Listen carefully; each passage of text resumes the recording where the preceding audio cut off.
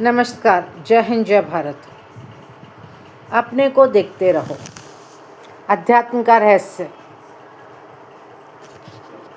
ये मैं पुस्तक से ही पढ़ने जा रही हूँ। गई थी मैं राधा कृष्ण मंदिर, कोई विशेष पर्व था, वो तो याद नहीं कौन सा पर्व था। तब एक पुस्तक दिखाई दी। पुस्तकों से बड़ा प्यार है मुझे। अध्यात्म का रहस्य। मैं मधु जैन आप सभी भारत देशवासियों का, देशभक्तों का गणतंत्र दिवस पर 26 जनवरी 2026 गणतंत्र दिवस और 77वें गणतंत्र दिवस की बहुत बहुत हार्दिक शुभकामनाएं देती हूँ। खुश रहे, स्वस्थ रहें, मस्त रहें।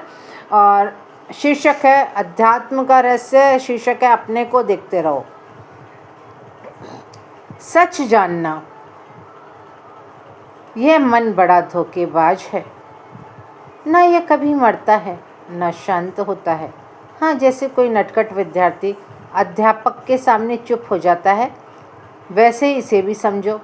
काग मोर के पंख लगाकर मयूर नहीं बन सकता, ऐसे ही दिखावे से महात्मा नहीं बना जा सकता है। गुरु 3 वस्तुएं शिष्य शिष्या को देते हैं: धन, वैभव और आशीर्वाद या प्यार। तनिक अपने में झांको तो तुमने उनसे क्या मांगा है। पवित्र जीवन में आत्मा का दर्शन होता है। निश्चय है कि जिनके हृदय राग, द्वेष, चालाकी और कुटिलता से भरे रहते हैं, उनमें शांति नाम की कोई वस्तु ठहर नहीं सकती।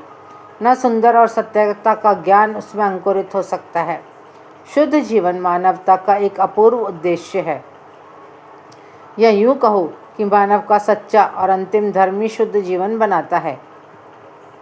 वह उससे दूसरों को शांति दे, यह उद्देश्य उसका नहीं है, वरन स्वयं शुद्ध होकर आनंदित होना ही उसका धर्म है। हाँ, चंदन के वृक्ष की भांति समीप के लोग उससे सुगंधी लें, ज्ञान लें, यह और बात है। वह उसे न करे तब भी तो वह होगा ही।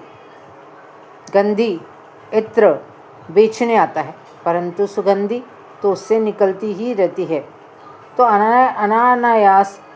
अनायास लोगों को प्राप्त होती है। विद्या दूसरों को पढ़ाने ही को नहीं पढ़ते, अपने सुधार के लिए पढ़ते हैं।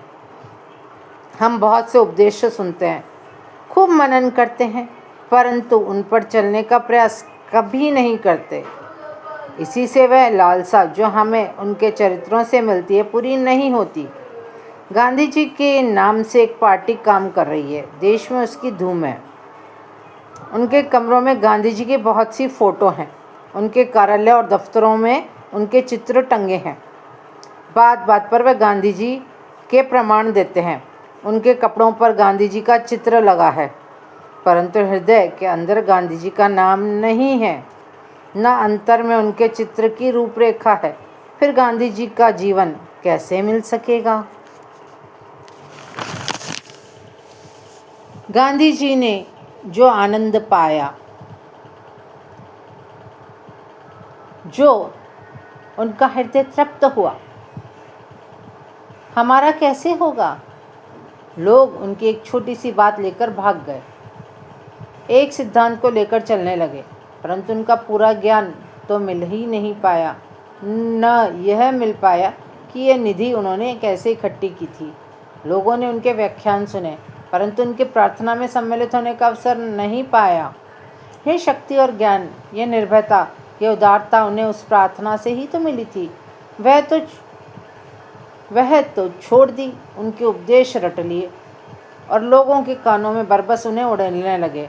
गांधी जी के एक एक शब्द के सुनने को लोग आतुर होते थे, उनके दर्शनों को भागते थे, परंतु आज उन नेताओं को देखकर लोग भागते हैं, उनके शब्दों को सुनना पसंद नहीं करते। कारण वही है कि जैसे एक कौए ने मोर के पंख अपने परों में लगाकर मोर का नाच कर दिखाया। महात्मा लोगों की संगति उनके शरीर से तो होती ही है, परंतु असल संगति अंतर की है, जो संभवतः किसी बिरले को ही प्राप्त होती है।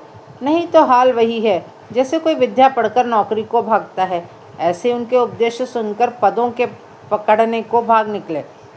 देखो गांधी जी की त्याग भावना और उनका पदों पर चिमट कर मर जाना।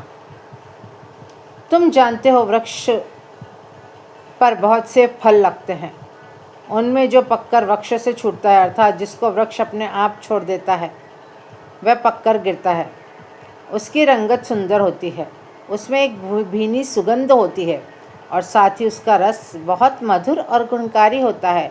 परंतु जो फल वृक्ष से तोड़ा जाता है वह कच्चा रहता है, खाने में खट्टा होता है, वह अवगुण पैदा करता है। साथ ही जो फल पककर छूटते हैं उनकी गुठली या बीज उगाते हैं जो सैकड़ों वृक्ष पैदा कर सकते हैं।